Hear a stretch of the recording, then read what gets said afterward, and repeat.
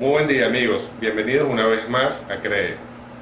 Tenemos nuevamente entre nosotros a Marcelino Ramírez y con él hemos decidido tratar el día de hoy un tema de gran importancia para esta humanidad, como fue el caso de la rebelión de Lucifer y los efectos sobre nuestro mundo. Marcelino, sin más preámbulo, ¿quién fue Lucifer? ¿Existió esa rebelión? Bueno, en primer lugar quiero darle gracias infinitas a Dios y a su equipo celeste, Fernando, por esta nueva oportunidad que nos brinda de compartir este tema tan extraordinario.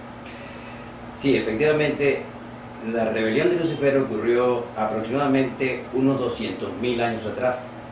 Y Lucifer era un ser, no necesariamente un ángel, era un ser, o es un ser de orden superior a los ángeles, que simplemente desconocía al Padre Universal.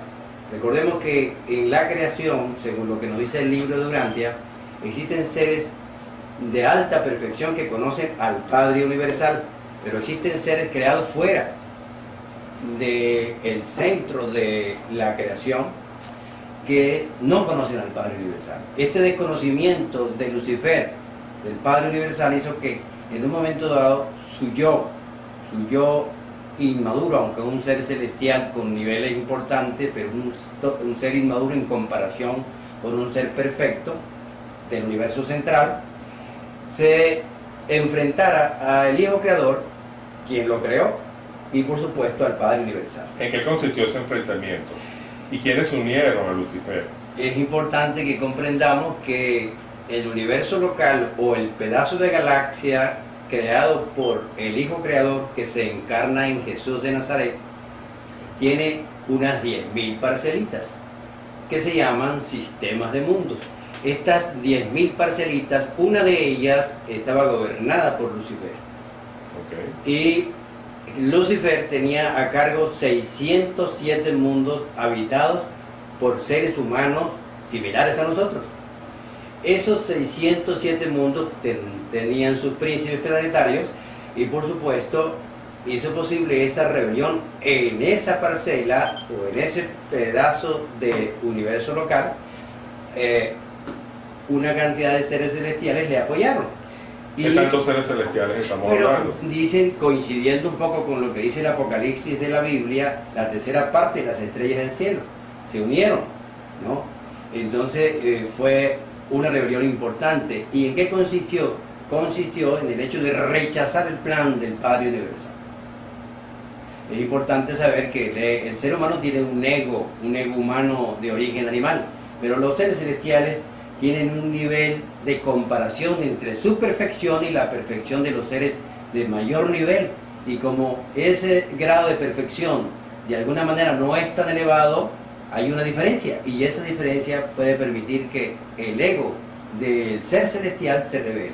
Y eso fue, él quiso independizarse de su parcela, querer tener él completa posición de autoridad plena a que le obedecieran sobre a él. Esos 607 mundos que él era quien los dirigía. Exactamente.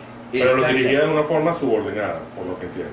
Sí, pero él ya decidió rechazar esa subordinación. Él ya decidió no hacerle caso a nadie, sino a su propio yo. Y esa fue la locura de Lucifer. ¿Y por qué esa declaración de independencia, si vale la pena, si podemos considerar esa expresión, esa declaración de independencia fue atractiva para el resto de seres celestiales o para aquellos seres celestiales que lo acompañaron? ¿En qué consistió esa declaración de independencia de Lucifer? Sí, es importante que tengamos claro de que Lucifer no es ese ser que nos han pintado, es un ser de alta iluminación, sumamente brillante. Pero ¿qué ocurre?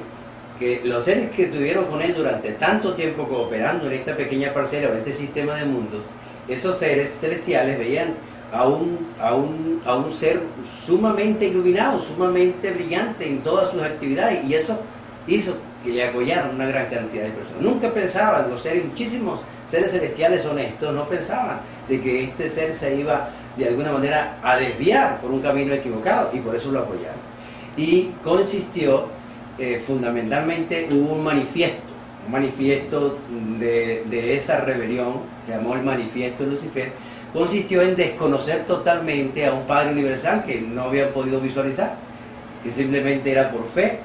Consistió en el hecho de que Él podía dar vida en sí mismo, y que si alguno de los miembros del sistema de mundos que él gobernaba perdía la vida, era simplemente producto de que los ancianos de los días, que son los jefes de las galaxias o los superuniversos, le quitaban la vida, pero que si no fuera por orden de los ancianos de los días, nadie perdería la vida, que él garantizaba la vida de todos los miembros que estaban allí en su parcela.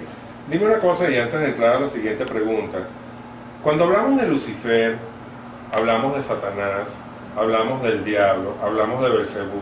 ¿Son el mismo personaje o son personas diferentes que actuaron dentro de esta rebelión? Muy interesante su pregunta, Fernando, porque efectivamente la humanidad ha confundido a 4 personajes con uno solo. Ha confundido a Lucifer, Satanás, Belcebú y el príncipe de las tinieblas como un solo diablo, y no es así. Son 4 líderes totalmente diferentes, pero aliados en la rebelión. Esos 4 líderes actuaron en este planeta. Esos 4 líderes actuaron en la parcela o en el sistema de mundos de 607 mundos habitados. ¿Cuántos mundos participaron de esa rebelión, Marcelino? Bueno, recordemos lo que le acabé de decir hace un momento, que una tercera parte de las estrellas del cielo, según dice el Apocalipsis, pero es importante aclarar en cuanto a la pregunta suya que de esos 607 mundos apoyaron 37 príncipes planetarios, o sea, 37 planetas apoyaron finalmente a Lucifer después de la guerra en los cielos. Es importante saber que hubo una guerra en los cielos que a lo mejor más adelante la vamos a tocar. De hecho, esa iba a ser la pregunta sobre la que iba a seguir, pero si quieres terminar. Sí, entonces, es importante tener claro que Lucifer es el jefe de esta rebelión, el máximo, la máxima figura o el máximo personaje o personalidad de esta rebelión es Lucifer. La mano derecha de Lucifer, quien viajaba a visitar a los mundos rebeldes, es o era Satanás, perteneciente a la misma orden celestial de Lucifer. Belcebú es un ser jefe del grupo de seres intermedios rebeldes. Existen unos seres intermedios que la Biblia no menciona, que están entre los ángeles y los hombres. Hubo un gran grupo. ¿Que son específicos para este planeta o pueden existir también en otros mundos? Generalmente surgen en los mundos evolutivos, son de origen planetario, no son de origen celeste como las otras órdenes. Pero los seres intermedios sí son de origen planetario, aunque son seres invisibles a los humanos. El jefe de esos seres intermedios rebeldes se llama Belcebú, y el príncipe de las tinieblas es un príncipe que vino hace 500.000 de años, que había gobernado durante 300.000 años al planeta y que hace 200.000 años apoyó a Lucifer, que no aparece en la Biblia como nombre, aparece como príncipe de las tinieblas, pero ya el libro de Urantia da el nombre, se llama Caligastia. Caligastia es el famoso príncipe de las tinieblas que hizo posible la caída de Eva y de Adán como la figura simbólica de la serpiente antigua. Ok, muy bien. ¿Quién enfrentó esta rebelión? ¿Cuándo ocurrió ese enfrentamiento? ¿Y en qué consistió ese enfrentamiento? ¿Hubo guerra en los cielos?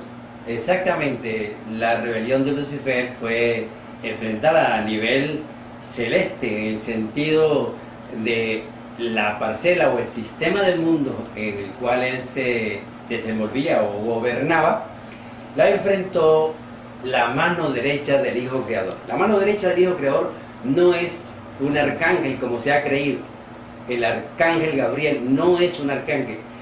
Pertenece a una orden muy superior que se llama la brillante estrella matutina, y Gabriel, con la autorización del Hijo Creador, se enfrentó a Lucifer, vino a un lugar donde es la capital gloriosa del sistema del mundo que estaba en rebelión, y ahí se instaló Gabriel, por cierto, con una bandera. A lo mejor después hablamos de esa bandera, y Lucifer con otra bandera. Y ese enfrentamiento consistió exactamente en que Gabriel dio una proclamación y Lucifer dio otra proclamación, y los seres celestiales asistían a esas proclamaciones o a esas deliberaciones que ellos expresaban y decidían. La guerra en los cielos era peor, o mucho peor, fue mucho peor que las guerras físicas humanas, producto de que en las guerras físicas humanas se puede perder la vida física, pero estaba en riesgo la vida espiritual de esos seres en la guerra en los cielos. Y era la decisión que ellos tomaban. Unos oían a Gabriel, otros oían a Lucifer, y tomaban la decisión de a qué bando unirse. Esa decisión era vida eterna con Gabriel y muerte eterna con Lucifer. Es la diferencia con respecto a las guerras humanas. ¿Qué tiene que ver en toda esta rebelión entonces Jesús de Nazaret? Si es que tiene algo que ver. ¿Cómo no?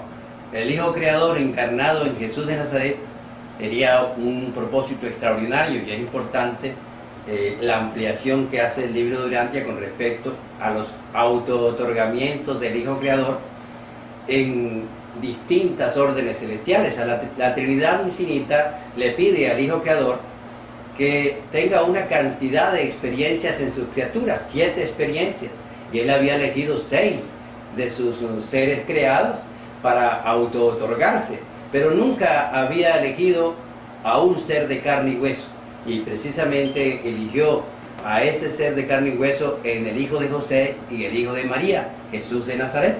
Se encarna en Jesús de Nazaret en su 7º auto-otorgamiento, y allí en carne y hueso, en criatura humana, logra vencer esa rebelión, logra triunfar sobre esa rebelión en forma esplendorosa. A ver si entiendo bien el punto. Es decir, la rebelión dio inicio hace 200.000 años, sin embargo, esa rebelión se derrotó finalmente hace 2000 años cuando Jesús de Nazaret, o cuando Micael de Nevadón encarna en la figura de Jesús de Nazaret en nuestro mundo. Así es. ¿Es así? Así es. Fernando menciona a Micael porque la orden a la cual pertenece el Hijo Creador encarnado en Jesús se llama Micael o Michael, o en español Miguel.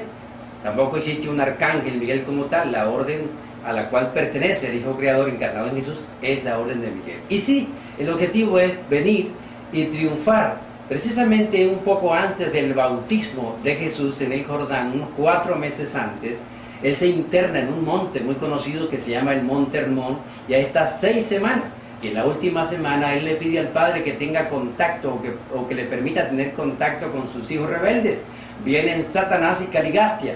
Satanás por orden de Lucifer y Caligastia por ser el príncipe planetario. Por ser el príncipe planetario. Y se enfrentan allí en esa última semana con Jesús, solo en el Monte Hermón. Y Jesús, ante todas las propuestas de de Satanás y de Caligastia, efectivamente Jesús siempre tiene la respuesta de que se haga la voluntad del Padre Universal. Entre esas propuestas estaba pedirle que se uniera a la rebelión, por lo que entiendo de acuerdo al libro de Urantia. Es posible, indiscutiblemente, que tuvo que ver con eso, aunque la Biblia, pues hay una confusión en la Biblia.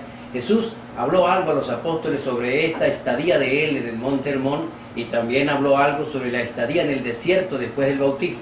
De manera que hubo una confusión y se escribió esta tentación como si fuera después del bautismo en el desierto, que fue un error. En el desierto tuvo Jesús las grandes decisiones, cómo iba a quedar acá con los poderes o sin los poderes. Esas fueron las grandes decisiones. Pero la gran tentación fue antes del bautismo en el Monte Hermón. Y precisamente en esa gran tentación él logró mantenerse firme, y yo supongo, en el caso que usted comenta, Fernando, de que mucho tuvo que ver no tanto con el hecho de que la piedra se convirtiera en pan o que se lanzara por un precipicio y los ángeles lo tomaban, o el poder del mundo, como se habla en el Apocalipsis, sino fundamentalmente con el hecho de ofrecerse o disponerse o tratar de convencer al Creador en Jesús para que se uniera a esta rebelión y tuviera un autodominio pleno sin necesidad de mayores inconvenientes en su universo local. Entonces, ese tipo de deseo de autoridad propia, sin que le rinda cuenta a nadie en su universo local, con seguridad fue lo que le ofreció Satanás y Caligastia en ese encuentro, y él siempre rehusó. ¿Por qué? Porque todo lo que tenga que ver con el éxito de un ser celeste o humano está en disposición al grado de entrega a la voluntad de ese Padre Universal, que fue desconocido por Lucifer. Bien, ¿qué tiene que ver esta rebelión, si es que tuvo algo que ver, con el caso de Adán y Eva, asumiendo, de acuerdo a lo que nos dice el libro de Urantia, y también de acuerdo a lo que nos dice la Biblia, que Adán y Eva realmente existieron? De acuerdo al libro de Urantia, Adán y Eva, la presencia de ellos dos en este mundo ocurrió hace unos 38.000 años, es decir, ya había avanzado muchos miles de años la rebelión de Lucifer. ¿Qué tuvo que ver esta rebelión con la presencia de Adán y Eva en nuestro mundo? ¿Y en qué consistió la caída de Adán y Eva? ¿Cómo no, Fernando? Es importante para nuestros hermanos y hermanas que nos están viendo y escuchando que hayan ciertos detalles, porque Urantia tiene fundamentalmente la misión de ampliar no solamente lo que dice la Biblia, sino lo que dice todos aquellos libros que se consideran sagrados. Adán y Eva efectivamente existieron, pero no son terrestres, son seres superhumanos de una orden conocida como hijos materiales. También son conocidos como elevadores biológicos. ¿Por qué hay hijos materiales? Porque son un poco más densos que los arcángeles, por ejemplo. No son espiritualmente así como los arcángeles en cuanto a su cuerpo, sino un poco más densos. Y ellos vinieron, como usted dice, hace 38.000 años, porque necesitaban que ellos produjeran mucha cantidad de seres descendientes de ellos, y esos seres descendientes se iban a unir a un Fernando, se iban a unir a un Simón, que nos está ayudando con las cámaras, se iban a unir a un Marcelino, a los seres humanos, a los seres humanos apropiados.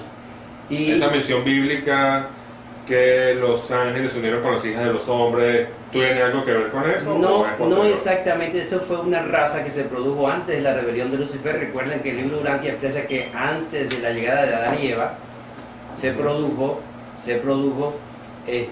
habían producido 8 razas en la humanidad, y precisamente la 8ª raza que se produjo debido a la rebelión de Lucifer es la que se refiere al capítulo 6 de Génesis de la Biblia, que los hijos de Dios se unieron a las hijas de los hombres. Ya.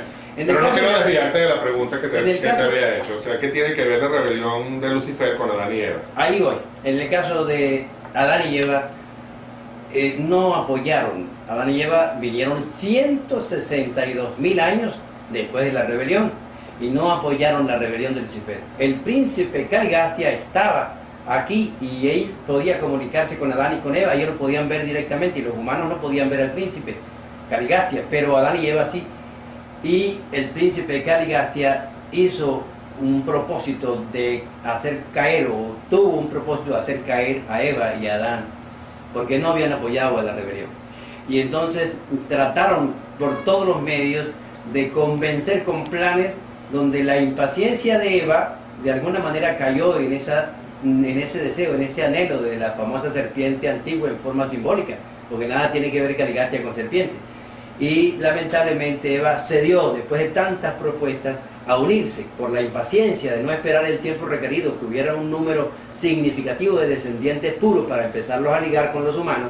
Cayó en la tentación de unirse con uno de los miembros más elevados de la raza de Enoc, de esa raza descendiente de la 8ª raza, que era un miembro llamado Cano. Se unió y nace Caín. Entonces se le quita el árbol de la vida a Eva. Y ese árbol de la vida le impidió la vida a Eva. Después Adán se unió con otra descendiente de la raza de Enoc porque no quería quedar solo, y lamentablemente a Adán también se le quita ese árbol de la vida porque tuvo una hija llamada Sansa con una de las descendientes de la raza de Enoc. Es decir, el pecado no fue comer del fruto del árbol de la vida, sino simplemente unirse a seres humanos y comenzar la reproducción o la descendencia con seres humanos. Entiendo que eso rompió el plan divino con relación a Adán y Eva, y ese fue el error y la caída de ellos. Exactamente, el plan divino correspondía a que tanto Adán como Eva no se ligaran con miembros terrestres.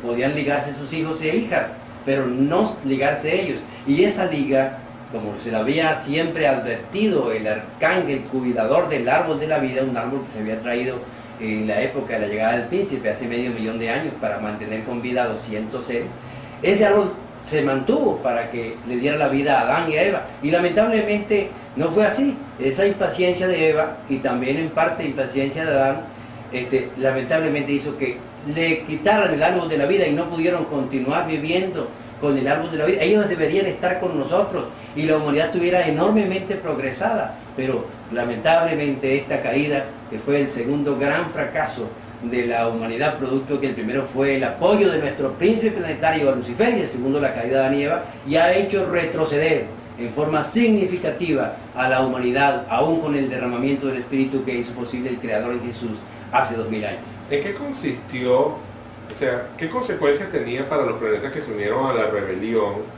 ¿Qué consecuencias tenía esa rebelión desde un punto de vista planetario? Entiendo que el libro Urantia habla de cuarentenas. ¿Qué significa eso? La cuarentena es producto de desprender, o sea, evitar el peligro de que esta rebelión de Lucifer se extendiera a los demás sistemas de mundo. un hijo creador gobierna un universo local que tiene 10.000 sistemas de mundo y se debía evitar la extensión, la contaminación de esta rebelión a los demás sistemas. Por eso hay unos circuitos especiales de energía que se cortan y quedó aislado el sistema de mundos que gobernaba Lucifer. Y ese sistema de mundo al cual pertenecemos nosotros, que tenía 607 mundos, pero que ahora en el año 34, en 1934, ahora tiene 619 mundos habitados ya, el sistema que gobernaba Lucifer, nuestro sistema de mundos, quedó aislado, y ese aislamiento impidió una cantidad de aspectos de conexión exterior, y en eso consiste el aislamiento. O sea, por ejemplo, en el caso de los planetas, los 37 mundos que siguieron apoyando a Lucifer tienen peores circunstancias que los demás planetas, que no apoyaron a Lucifer, porque por ejemplo... Por eso es que hay tanto sufrimiento en esta humanidad. Es parte de la causa de tanto sufrimiento en esta humanidad. Una gran parte de esta causa es producto de esta caída de este príncipe y de este grupo corpóreo que lo acompañó, que debería estar con nosotros, y de la caída de Adán y Eva. Ahora, o sea, esto mismo que pasó en nuestro planeta pasó en esos otros 36 o 37 mundos que se unieron a la rebelión. Exactamente, en unos en mayor grado, en otros en menor grado. Esta corte de circuitos o este aislamiento, por ejemplo, existe un sistema que se llama reflectividad, y ese sistema de reflectividad no se logra producto del aislamiento. ¿Qué es reflectividad? En un momento dado, en cualquier lugar de la creación, se conectan unos seres celestiales que son seconafines, y esa conexión hace posible que en cualquier lugar se vea lo que está pasando en Urantia o en la Tierra, y ese sistema de reflectividad no se puede dar producto del aislamiento. Okay. Háblame de los ángeles caídos. ¿Esos ángeles caídos qué son? ¿Son demonios? ¿Están entre nosotros? ¿Afectan a las personas? Toquemos el tema de la posesión demoníaca, si es que existe. Sí, esos ángeles caídos son quienes apoyaron a Lucifer. Había muchas órdenes, recordemos lo que ya conocen en el libro Durante, que Lucifer pertenece a la orden Lanonandek primario, al igual que Satanás. El caso de Caligatia, Lanonandek secundario. Y muchos seres, como por ejemplo serafines, querubines, sanobines, seres intermedios primarios, seres intermedios secundarios, Adanes, Evas, hay unos que se llaman compañeros morontiales, etcétera, apoyan a Lucifer. Hay una cantidad que apoya a Lucifer. Esos son los aliados, los ángeles, lo que llaman ángeles caídos. En cuanto a la posesión demoníaca, pudo haber ocurrido antes de el derramamiento del espíritu del Hijo Creador al ascender al Padre el día de Pentecostés. De hecho, en las 10 posesiones aproximadamente que trata la Biblia, el Nuevo Testamento de la Biblia, solo 2 fueron reales. Las demás fueron desequilibrios emocionales, desequilibrios mentales, epilepsias, etc. Así como pasa hoy. Hoy no ocurre tal posesión demoníaca. Pero parece haber demasiadas evidencias con respecto a eso. ¿Por qué crees que no está ocurriendo? O sea, hay una cantidad de filmaciones y de eventos que dieran como interpretación directa que hay algún tipo de posesión en la persona. Entonces no tenemos eso en este mundo. No tenemos, aunque hay realmente, como tú dices, Fernando, existen unos fenómenos que uno dice, oye, es imposible que esto no sea posesión demoníaca. Pero eso es producto de la conexión con el subconsciente mental. Es importante tener claro de que hay 2 causas por las cuales no existe posesión demoníaca. Uno, porque los seres que cooperaban con esas posesiones están presos a partir del día de Pentecostés, están encarcelados, todos los seres celestiales. Hay uno solo que está suelto, que es Caligastia, que se le ha permitido un tiempo más en el planeta. Los demás están encarcelados. Y lo otro, que el derramamiento del Espíritu del Hijo Creador, que es el Espíritu de la verdad, que cubre a cada alma humana, a cada mente humana y a cada cuerpo humano, y la presencia de la chispa divina en cada ser humano, que en Urantia se conoce como el ajustador del pensamiento, imposibilitan que esos seres se acerquen. Es decir, ni siquiera se acercan a la criatura, pero indiscutiblemente puede ser manipulada la criatura. Explícame entonces eso, si no pueden acercarse, ¿cómo pueden manipularnos? ¿Cómo no? En cuanto a la posesión... Porque realmente existen actos en las personas que a veces son de verdadera maldad, sí, perversos. A veces hasta te diera a pensar, oye, pareciera que aquí estuviera, que esto fuera algo que va más allá de lo que es un ser humano normal. pero si estos seres están de hecho encarcelados, ¿cómo pueden manipularlos? Así es, y es importante, quizás en algunas otras entrevistas posteriores podemos dar detalles de lo que significa el fenómeno que por ejemplo sufre una persona que tiene, por ejemplo, trance profundo, o cualquier tipo de persona que tiene lo que llaman canalización o lo que llaman éxtasis espiritual, etc. Pero efectivamente la manipulación se puede dar en la criatura producto de que el ego humano que viene del animal puede ceder, no solamente con la mala intención, sino puede ceder con la buena intención. Aún la buena intención puede ser manipulada, como en el caso del apóstol Pedro. Recordemos que siempre tenemos nosotros así como el ángel bueno y el ángel malo. El ángel bueno dice, haga lo bueno, devuélvale lo bueno. El ángel malo, no, denle un golpe, denle un tiro, trate de ver cómo lo estropea, porque mira lo que está haciendo. Eso exactamente, así funciona la manipulación. Ok. ¿Qué ocurrirá en el futuro con estos seres celestes que participaron de la rebelión de Lucifer, con Lucifer y sus seres, sus acompañantes? Ok. ¿Qué ocurrirá? Me pregunta con ellos. Efectivamente, ocurrirá que si no se arrepienten, que si no tienen un arrepentimiento, su luz va apagándose, apagándose, apagándose, hasta que ya no tengan luz. Eso significa que como tomaron su decisión final en contra del plan divino y en contra de la voluntad del Padre, esa luz automáticamente se apaga, porque el Padre nunca castiga a nadie. O sea, no existe un juicio para ellos. Cada ser celestial y cada ser humano se autodestruye. Existe un juicio, pero un juicio decretado por el yo mismo. Dios no quiere tener a nadie, ni ser celestial, ni ser humano, con el ser eterno, con la violación de su voluntad. Él lo quiere voluntariamente eterno, o sea, el deseo de ser eterno. Dios no quiere que alguien sea eterno si no tiene la voluntad de ser eterno. Okay. Y el deseo de enfrentarse a Dios, de desconocer al Padre, de desconocer sus leyes, efectivamente es una autodestrucción. Esos seres se extinguirían y desaparecerían de la creación, así como en el caso de un humano que se rebele contra Dios. Desaparecerían por toda la eternidad de la creación. Nos queda muy poco tiempo, pero brevemente, ¿esta ha sido la única rebelión contra Dios o han existido otras rebeliones? En el universo local creado por el Hijo Creador que se encarnó en Jesús, que hoy día tiene cerca de 4 millones de mundos habitados y una pequeña parte de la galaxia, no es toda la galaxia, y hay 7 supergalaxias, ya habían ocurrido 2 rebeliones antes de la de Lucifer. La de Lucifer es la tercera rebelión en el pedazo de universo local llamado Nevadón, en Urantia. Y esta es la última rebelión. Probablemente no ocurran más rebeliones porque el Hijo Creador ya tiene autoridad máxima sobre los cielos y sobre las tierras de su universo local e impida cualquier rebelión adicional en el futuro. Marcelino, para finalizar, si pudieras darle algún consejo a Satanás, Lucifer, todos sus acompañantes. A veces yo, en vista de las pruebas que he tenido tan fuertes y de los obstáculos y de las interferencias, he hablado con el hermano mayor, Caligastia. Le he dicho, hermanos, si nosotros que venimos del polvo, venimos de la tierra, estamos tan convencidos del Padre Universal y deseamos de alguna manera compenetrarnos con Él, ¿por qué usted no, hermano, que es un ser celestial mayor?